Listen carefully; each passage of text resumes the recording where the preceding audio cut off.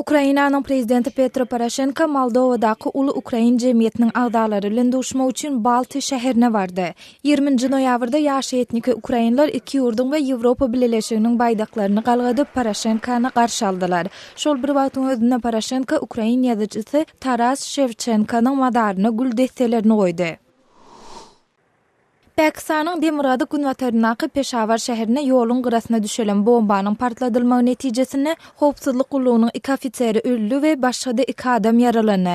Resmiýetiň berýän maglumatyna görä, uzak aralyklarynda dolandyrılan mototsikl ýurdun armiýasynyň ulagy ýoldan geçýän mahal partladylypdyr. Bu hüjümyň jogapkärçiligini Pakistanyň Taliban hereketiniň topary öz üstüne aldy.